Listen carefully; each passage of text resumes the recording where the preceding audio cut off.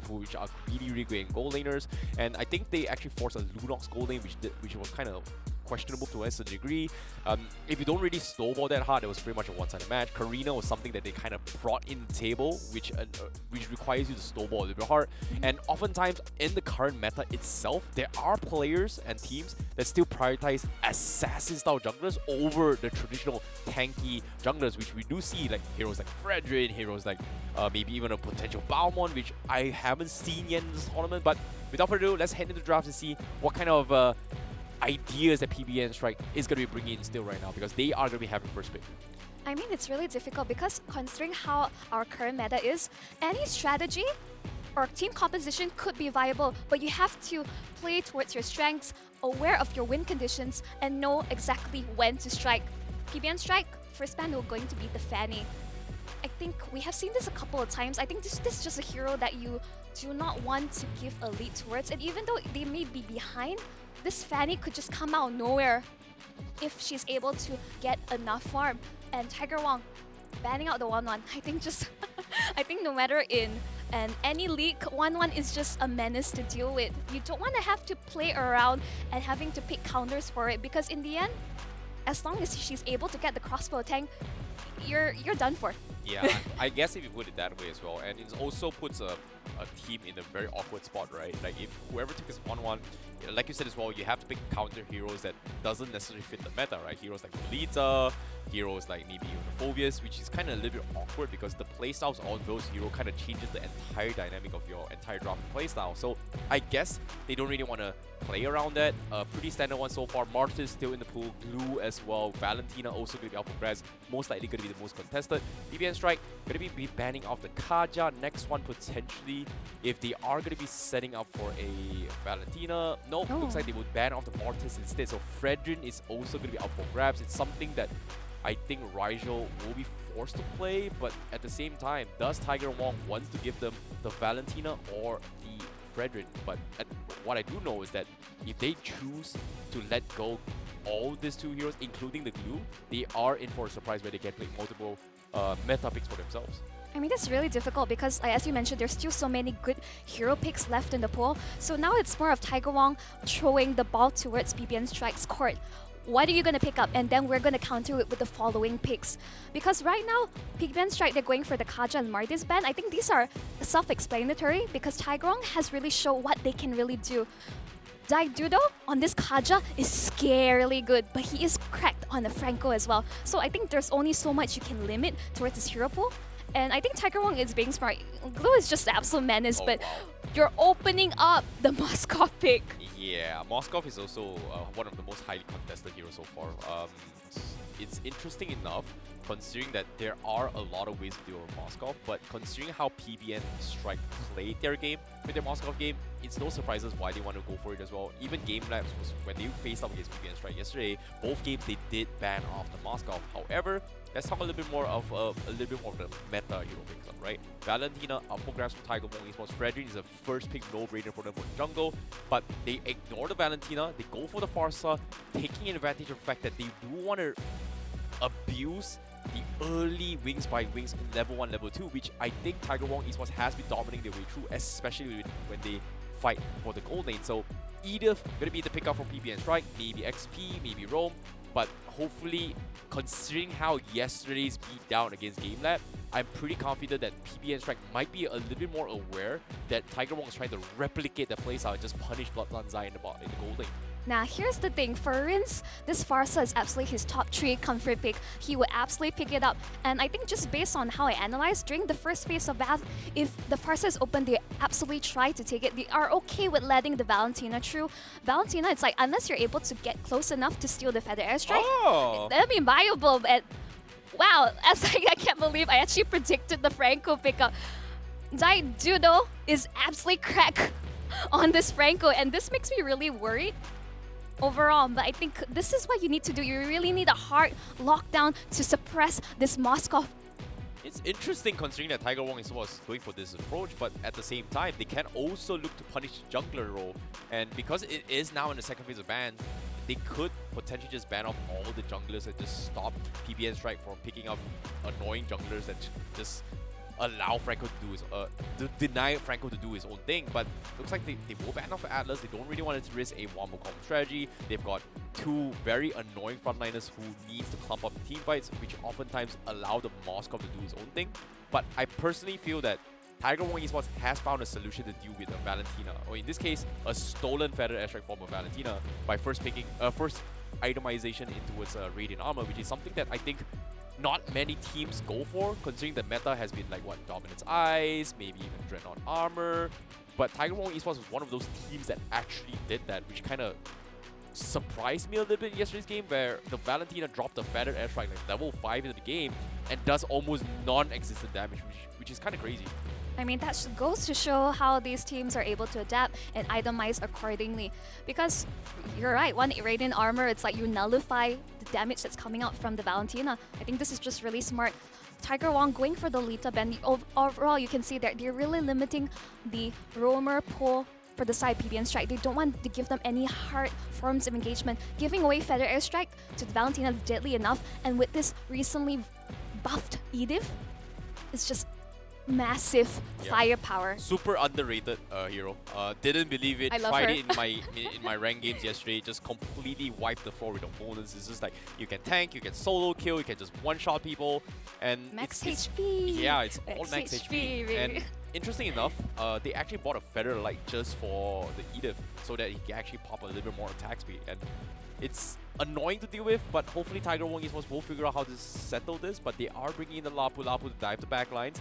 Is not exactly great compared to previous season, right? Like, it's nerfed down a little bit, but they are going for a triple tanky composition, and it's kind of worrisome considering that when it comes to marksman department, there are not a lot of marksmen that actually tank damage, to stretch through tank. But Moskov is a different exception, you know, which is weird considering that you don't expect a lot of damage coming in. Benedetta pickup coming from PBN Strike for a little bit of straight push pressure. Kadita completely ignored. So seems like PBN Strike, they're playing a roll double mage composition. Okay. This is basically Jungle Benedetta? Yeah, Jungle Benedetta. Alright. Huh. It's basically you're going for hit and run, you're going to ambush and like just pick off one by one, but this is a very snowball kind of composition. They basically have no tank. Edith is a pseudo tank, to be honest, and because of her recent, I would say, buff, you definitely want to have more damage on her because otherwise you're just nullifying her value. Beatrix's pickup, honestly, I'm quite surprised, but I would say Beatrix overall, even though her win rate is not the best fighting overall, still a very solid marksman in lane. Well, seems like the drafts has been set as well. PBN Strike going to be bringing something new to the table. Tiger Wong Esports. Wait a minute. Something's not right here. Seems like we've pretty much swapped the drafts a little bit. No, I'm seeing double. I'm seeing double, my friend. Okay, I'm lost. I'm lost now. I think one way for us to really confirm is until we jump right into the game. But I am a bit worried for PBN Strike if they do not pull off this double mage strategy and they're unable to like snowball off these kills. They are basically really squishy targets. I guess if you put it that way. So hopefully, you know, they will find a way to actually deal with it as well. But without further ado, we're going to be starting things off with the lower bracket finals. This is going to be PBN Strike going up against Tiger Wong on the red side. And based on the draft hero pickups as well, seems like we were right. You know, the first phase draft in the initial phase is correct. But interesting enough, PBN Strike actually going for a jungle Edith. Never seen that before. What are you thinking, PBN Strike? What are you thinking again? But first blood starts off the top side. They do get the first kill on towards Rinse from PBN Strike. So a little bit unexpected, but at the same time, that's the thing about double mages. You don't necessarily have the strongest invade against a very tanky composition for Tiger Wong Esports. I mean, that was the danger. I guess Rince was trying to make sure that Gugun's buff doesn't get stolen, but is taken out of the picture, becoming first blood in the first minute. But I would say Jungle Edith was a bit of a cheese strat that I played back then before her buff. It was like a really last-minute decision because no one wanted to jungle. I'm just like, well, F it, I guess I have to try. I guess it seems that way, but it seems like they do start a fight as well. They do catch off Gugun. Gugun will be able to go away, but he cannot pop the combo for the Appraisal's Wrath. So he's going to be picked off. So this is going to be the interface coming from PBN Strike, and they do chip him away. Daddy do the duo. Gonna be down towards 1 HP. Will be forced to recall back. PBN Strike with an early start and taking 1k economy lead against Tiger Wong. They're really abusing the fact that Edith at level 4 have so much early game damage and they're just constantly invading. You think they have enough pressure with a double mage comp, but with a jungle Edith, this cheese strat is actually working. Yeah, somehow. And as of yet, Tiger Wong Esports, they do know that Edith doesn't have the ult yet, so they are going to try to take advantage to try and pressure this. And PBN Strike, they know for a fact it's just not worth it to challenge this, concede this. They go in for the reset and hope to fight another day. However, Nanami has something to say about it. He's thinking to go in for the Petrify. He does have it as well. Lacto Final Blow comes in, but the Edith comes in the right moment, steals it away, pays for this prize with the Benedetta. Hopefully, they will be able to trade Gugun in the process. He doesn't have the combos for the Appraiser's Draft, but the bite coming in from the Franco is going to keep him in place. A stolen one on top, and with the Ocean's Breath coming in from Leone, they do get a 2-for-1 exchange. I can't believe it. They're considering they were already like that. Turtle was so low, but the minute Rizal joins back into the fight, he gets it and gets a kill on the board. Dudo, I don't think you wanted to hook that particular person and you're going to get bursted down. And overall, in terms of the itemizations, okay, she is going for that Molten Essence for that, a bit more of that early game damage to assist and able to clear jungle camps even faster. The fact that he has Demon Slayer makes it even faster. This Edith just won the snowball out of control. I've never seen an Edith play like that before, but at the same time, going Molten Essence, you know, clearing waves a little bit fast is great and all. But the question remains here is that Tiger Wong Esports, they haven't been able to find their momentum, you know. Like Dado, you know, the idea is great with Franco, but you have to give credit to Eugenchenko. He's stolen a very nice auto on that small, using an advantage is great, but here comes a Kadita, here comes a one-shot as well, Valentina. Gonna be in a little bit of trouble, still steals away the Bloody Hunt for now. Blood's Anzai gonna be showing his saves, but he is severely under manpower for now. So he's gonna back off for now and try and farm up a little bit, I guess. I mean, that's idea. I think Blood Anzai, like, taking the smart move, you're not gonna jump right in. And just like, oh my, just like that. That is a kind of embarrassing.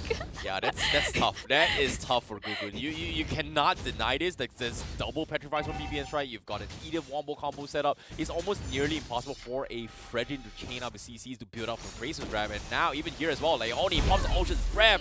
Boom, one shot. That is going to be Franco down. Feather Ezra is there, but it barely takes Leone. Leone trying to set up for a little bit more potential fight. He's got the passive, but the turtle is going to be in place. PBN Strike this time gonna secure the second turtle again. You mentioned how Tiger Wong is unable to like find any opening, any farm, because PBN is really setting the tempo and that's their win condition.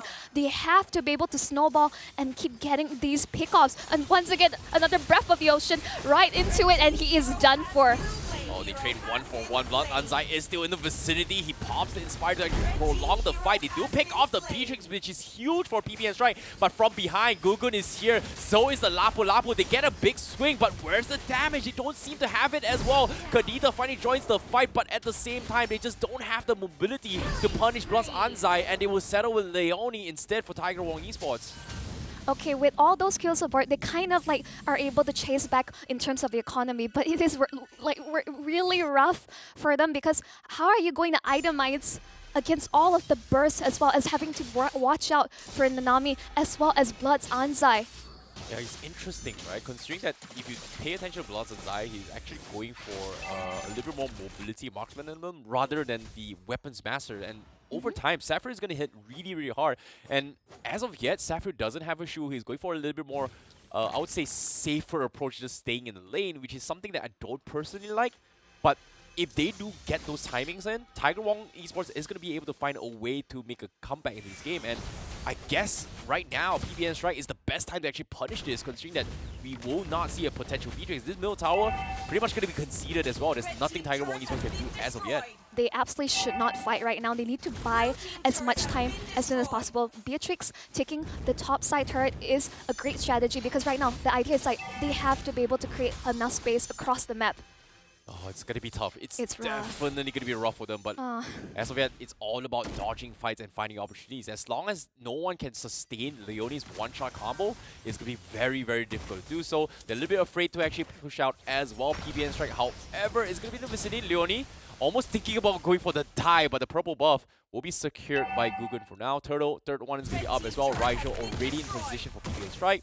Tiger Wong, do they want to fight this? It seems like they want to. Leone is trying to challenge them as well. Dadi-do-do-do. He does have the bite, doesn't go for it, but the turtle gets picked up very quickly, and PBN strike.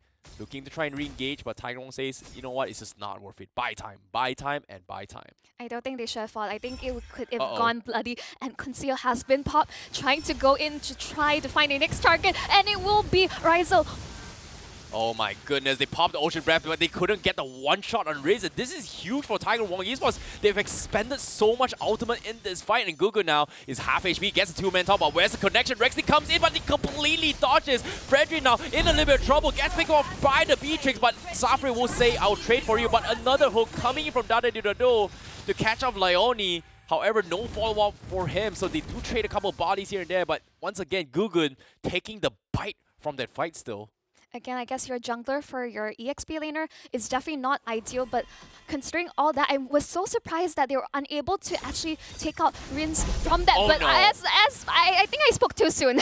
Yeah. You know, if you fail once, it's okay. Try again, and eventually you will get it. In this case, Leone finally takes him out. So this is actually huge for PBNs, right? Because it gives them so much more space and momentum to actually set up for this next Lord fight. 40 seconds there is a lot of time. However, Tiger Wong Esports, they need to make sure one thing that is a fact right now. Safrio needs to come online. He's got the Blade of Despair. He's looking for a potential Malefic roll, maybe even a Heptasis. But once that is up, PBN Strike is going to shred into pieces. In this case, Benedetta doesn't have the strongest defense as well. Went for the physical damage output for PBN Strike. It's going to be tough, you know. It all comes down to that one big hook from Dadi-do-do. Is it the right target to actually change the entire tide of the fight? And they just need to be patient about this. I think overall, what really concerns me with Tiger Wong is that as the Open finals progress, they're becoming really predictable. This Farsa pick, it was something I see that but could easily be countered by something like the Kadita, as we see. Oh no. They go in for the backfights as well. Leone, he missed his combo. He's going to get picked off. He eventually goes down. However, Nanami trying his best to actually trade off, but unfortunately, they just don't have the damage to do so. And this is exactly what Tiger Wong Esports has been looking out for. Build enough items to sustain the burst from the Ocean's Breath, and this is exactly go time. It's 5v4, but they need to shove the lanes. They're still playing it patiently as well. PBN Strike trying to bait a little bit more time. Leone is 5 seconds on the sidelines, and Tiger Wong says, we are going to try and force a fight on the side, and they pick off Nanami. Huge pick off for them. They're isolated, and this is go time for Tiger Wong for map control. However, they are calling it Kadita. Kadita is still a little bit far off. They're playing it safe, but from behind, Yujichenko in the vicinity, they don't exactly want to risk it yet. They cannot afford to lose their jungler right here. Rigel opening up his fight. Radiant armor purchase from Dadi-do-da-do is going to help out a little, but seems like it's just not worth it. They're still 2k behind. Not necessarily the best ideal fight, but the Lord, with 20% left, they want to go for the fight. Overall, like, they're resetting Lord. They're going in for this fight. They are able to take out Rizal, but the fight is keep going on. And oh my goodness, they pick up Yujichenko, they isolate the fight, but the Lord gets resetted as well. 2 men down for Raisho. This is huge for Tiger Wong Esports. They managed to punish Edith with this play, but at the same time, they're so afraid of risking Gugun's life right now. It's just not worth it, even though Edith is down. As long as the Kadita is alive, it's just so difficult to do so. But as soon as I say this, you can see Leone, he's trying to bait this out. They finally start the Lord. The Lord is in an awkward position. Blood's Ansai still alive as well. He's got the damage, but guess what? Tiger Wong says, we want to chase him out of the lane, and they finally get to do so. A little bit far off. The Lord is down a little bit low. Do they get the steal Retribution as well? The stop doesn't come in, but Tiger Wong, they won't get it. They also collect Blood's Ansai on the side. The Kadita pops the Ocean Breath, connecting absolutely nothing. The Nami trying to extend the fight. They get a 2-man Petrify. They call in the Edith. They get the chain stun, but again they take off Gugun. Does he have the Appraiser's Wrath? No, he does not. He does. He turns around, but unfortunately the rest of his teammates is a little bit too far off, getting zoned off, and they do not fight this anymore. They're just gonna counter Lucky Stars and back out. They're just lucky that Blood's Anzai was not, he's down for the count and did not participate in that fight, because that was going like south so fast. You see how fast they're able to take down this Fredrin. Oh my goodness, this is so very difficult, but it is going to be a little bit more space now for Tiger Wong Esports. However, PBN Strike, they managed to equalize a little bit more. They still have a little bit of a lead, but it's still going to take a little bit more time. Blood's inside, he's progressing to the final item. But Tiger Wong Esports, they've got to be very happy with this. Ever since Dadidudu got his Radiant Armor, things has been going well, especially for Raisho. However, Raisho walking in the wrong bush. He gets focused down, gets taken down. No either of the next fight. The hook comes in almost So close. connecting as well. And Safrio now going to be playing a little bit safe as well. No. Tiger Wong, they will lose Rins from Leone. Great pickoff for him. But it's just not worth it to continue this fight. And they will try to play it safe for now. I mean, these are pickoffs after pickoffs. And I would say for both these teams, like Tiger Wong, as you mentioned, they're so happy they're able to create space and buy time because overall, in terms of team fights, as long as they do not get caught out of position, they can absolutely win. But unfortunately for Gugun, 1-5-6 on this Fredrin is really not ideal. Yeah. And like, I mean, even though you're able to build up, he has to go for the Guardian Helmet to sustain, and he finally picks up that Radiant armor. Like, finally, man, it's like you're gonna get taken out so quickly by this combo from the Kadita. And I mean, if you're not aware, Ryzel's ult is magic damage. Yeah. No wind of nature can save you. Yeah, exactly. Even the passive ability as well. But eventually, this gives a lot of opportunity for Blood's Anzai to get free unrestricted fights, right? If you think about it, Gogun has got only a plate armor, which is pretty much the only physical defense to deal with the Moskov. So eventually, they need to find a way to punish Blood's Anzai. And who can do it better than Rins, right? If Rins gets taken out, they pretty much lose all control of just catching maybe Blood's Anzai, maybe Raisho to a certain degree.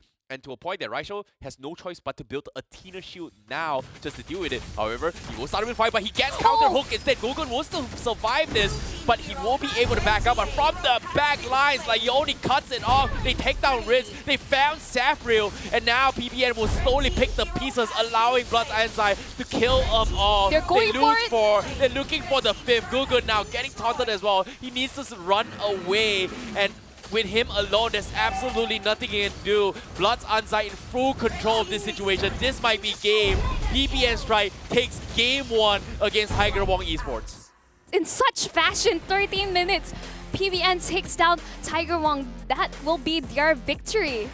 Oh my goodness. The team that put them down, it might be PBN Strike, considering how much of a lead they had in game number 1. They brought in something that's very comfortable with them. The Eve Jungle worked out in their favor and came